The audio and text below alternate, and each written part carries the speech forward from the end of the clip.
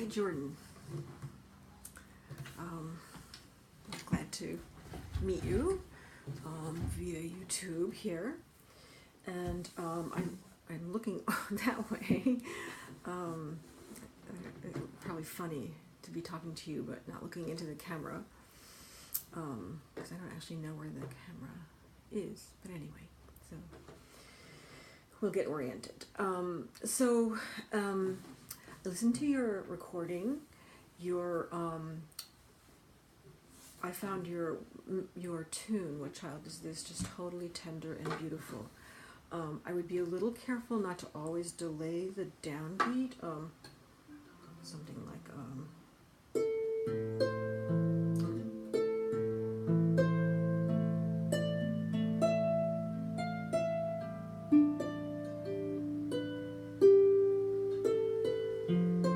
so you're kind of coming after the beat a lot. I'm not actually doing it exactly the way you're doing it. Like more like that.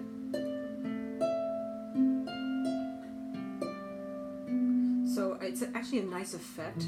We do that on piano a lot. When you delay it, it actually has an emotional effect. But if you do it all the time, probably not. So on the beat, 1, 2, 3, 4, 5, 6. 1, 2, 3, 4, 5, 6. So forth like that. Anyway, it's just a little thing. It was very tender and beautiful, and I was very moved by it and nourished by it, actually. So thank you for that. Your improv, actually, the only thing that I've had really any comment about it for improvement is that it's tentative. I think it might be that you lack confidence, and therefore you can't convince yourself to kind of invest yourself in that particular harmonic progression, because it's not so uncommon. So I'm just kind of going to talk freely.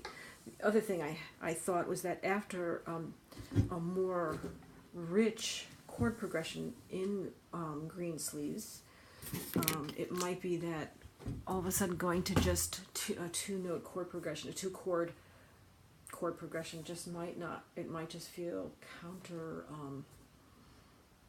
might just be a letdown in terms of the richness. But there are times where that simplicity is called for. So I would invite you to sit around and play around with it. So I mean, just instead of feeling like you have to accomplish anything for this program, it would be really great if you could just feel all you need to do is explore the chord progression. And you could do just very simple 2, 3, 4, 5, 6. 1, 2, 3, 4, 5. 1, 2, 3, 4, 5, 6.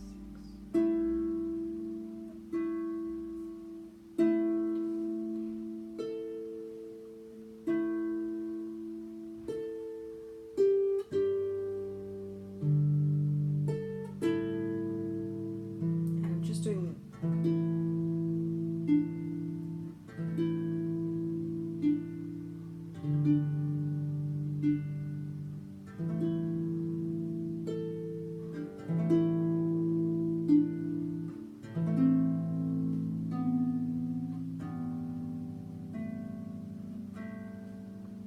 I put a little melody there. I would take that back. I really just want you to listen to the harmonies. And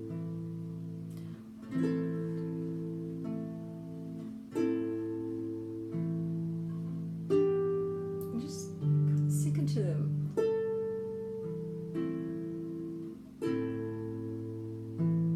You can add a few extra notes, but it's really the harmonic color and the movement. It's kind of hypnotic, actually. And I could actually see he's doing that at the bedside. So someone just really needs comfort and a sense of security.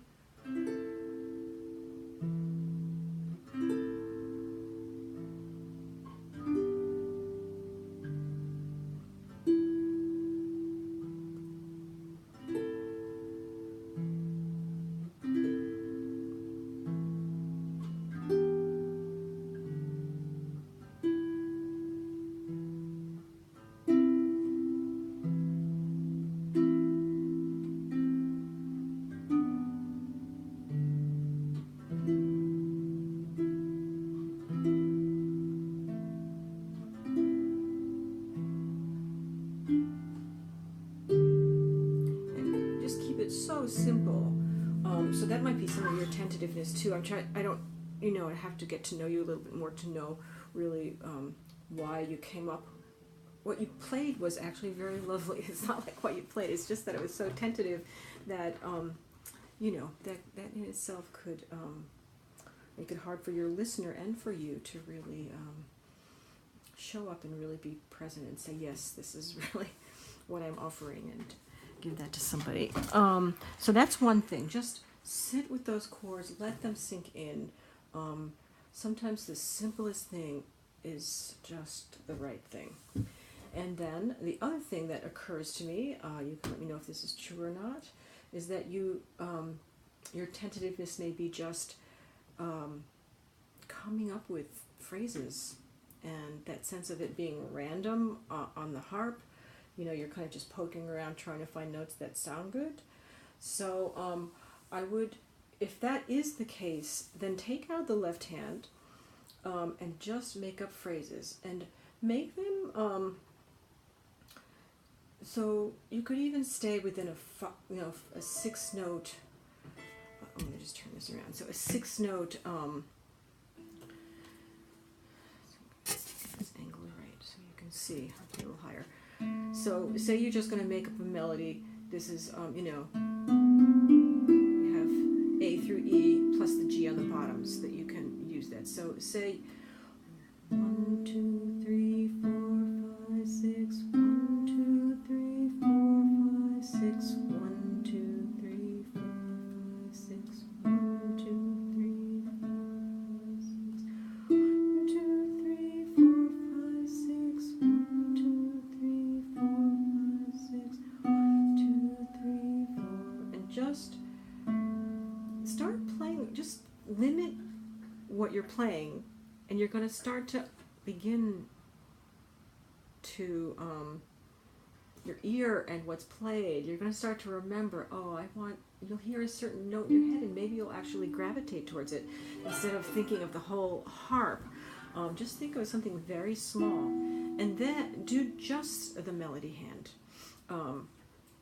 so that you don't have anything else to worry about, because it may be just you're feeling insecure doing hands together. So you're just going to do that. You're going to do two phrases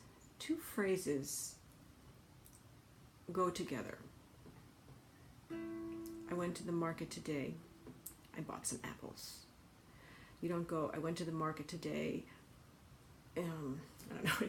I went to the market today. No, wait, that doesn't work. I'm trying to think of something really good. I went to the market today. The postman came late. Like those, like two different subject matters, So in English, when we talk, we actually speak in pairs a lot. Sometimes we speak in threes. That's a Beethoven thing. I'm going to the store. Hey, I'm going to the store. I'm going to the store. No, so in three, but in pairs really makes sense, and they're called antecedent and consequent phrases. And you put the two of those together, and you get 4 phrases, and that's called a period. It's something like a paragraph, and maybe you know all this, so pardon me if you do. But put together 2 pairs of phrases to make a period, and that way your improv will have structure, and it won't be just 5 minutes of kind of wandering around lost, which we all do a little bit, but it's not actually that satisfying to play and not that satisfying to listen to. So I'd like to invite you to do that without anything in left hand. And then if you are having trouble putting hands together while you're trying to make up stuff, just do fifths.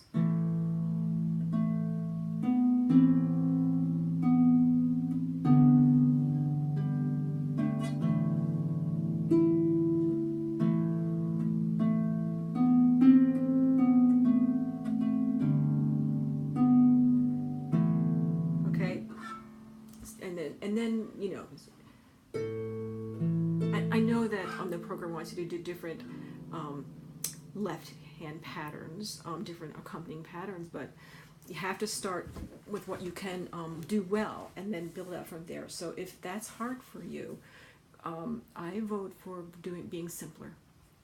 Do something very simple and wait until you feel grounded there, and then maybe try another pattern like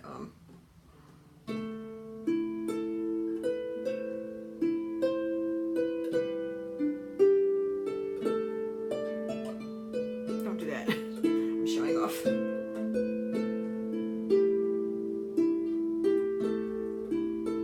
See, I'm playing too fast, so that was bad role modeling. Just.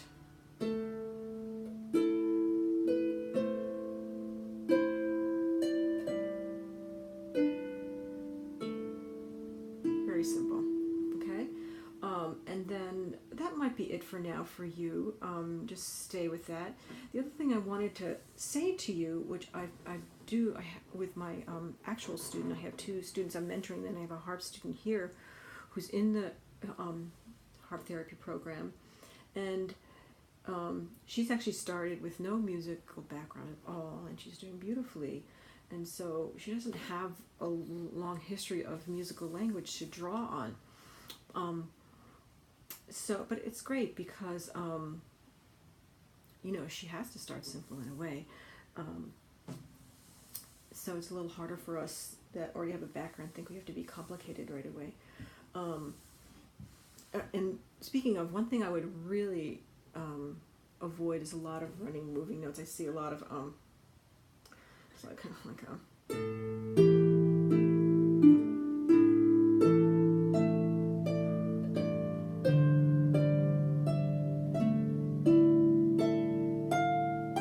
people like kind of going all over the place, and it's just it's just too random. So I'm trying to give you some way to make something satisfying that you make up on the spot. I've been thinking about this a lot, that anyone who improvises has a language that they're drawing on. It's like if someone's a jazz improviser, they actually have a huge backlog of language that they draw on. They don't just, it's not so random really. So we want to develop that language, and this structure will help do that. I see Jane Goodall through my harp with the ape touching her forehead. It's really great. Okay, and the last thing I want to say, which I began to say and interrupted myself, is that if you're playing something like Greensleeves,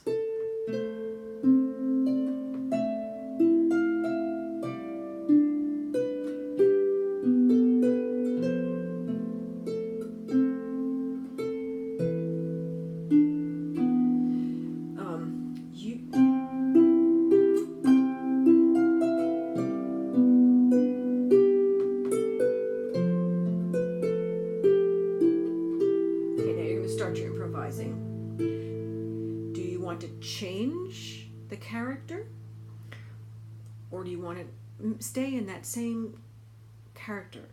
And one way you stay in the same character is if you copy the rhythm a little bit.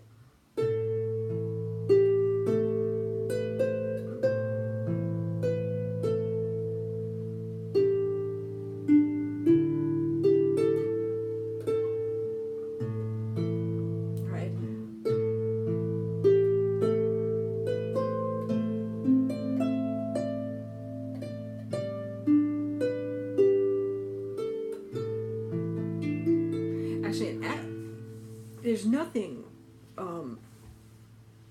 actually it would be a good thing if you say you're improvising